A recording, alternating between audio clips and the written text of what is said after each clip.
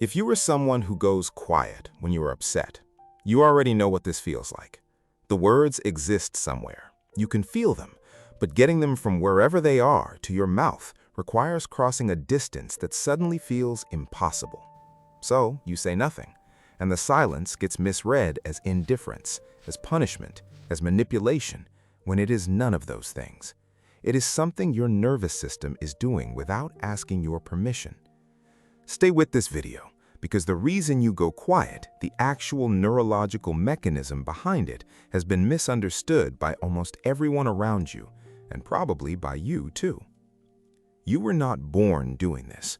Something taught your nervous system that silence was safer than speaking.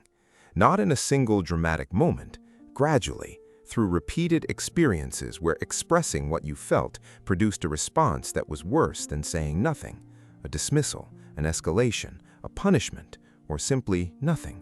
No acknowledgement, no resolution, just more pain added to the original pain. Your brain is extraordinarily efficient.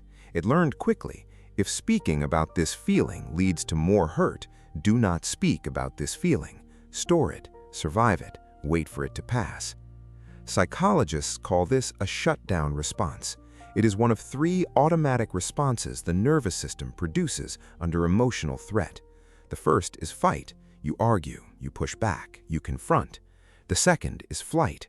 You leave, you walk away, you create physical distance. The third is freeze, and going quiet is a form of freeze. Your nervous system reads the emotional threat as too large to fight and too present to flee, so it shuts down non-essential functions and waits. Language is considered non-essential in that moment, which is why the words that feel so present inside you become completely inaccessible the moment someone asks you to speak them. This is not passive aggression.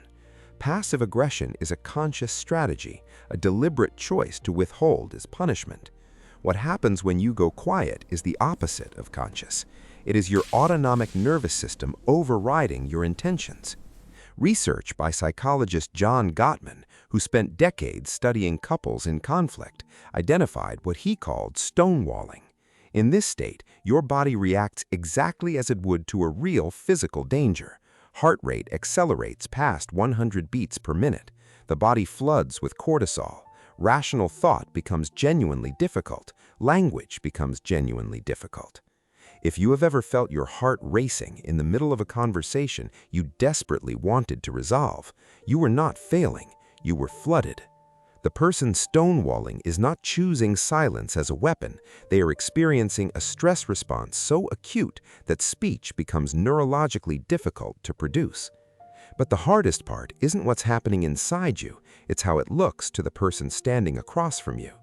They see the silence, they feel the withdrawal, and because silence in relationships is almost universally read as either indifference or punishment, they respond accordingly, with frustration, with pursuit, with their own escalation, which raises the emotional temperature further, which makes the shutdown deepen, which produces more silence, which produces more frustration, a loop neither person intended and neither person knows how to exit. Going quiet is what your nervous system looks like when it is overwhelmed, and the people you love are often the ones who trigger it most, because closeness raises the stakes. The higher you care about someone's opinion of you, the more catastrophic disagreement with them feels. The more catastrophic it feels, the faster the nervous system crosses its flooding threshold. The faster it floods, the sooner the silence arrives. It is not the people you love least who make you go quiet. It is the people you love most. Think about the last time this happened to you. Was it with someone you trusted or someone you didn't? Share it in the comments when we finish. The shutdown is protection, imperfect, often damaging to relationships, but protection nonetheless. It was built by a nervous system trying to keep you safe from pain it had experienced before. The problem is not that you go quiet. The problem is that the protection that was necessary once may no longer be serving the situation you are in now. The first step is naming it to yourself before anyone else. Not passive aggression, not manipulation, emotional flooding, a nervous system doing what it was trained to do.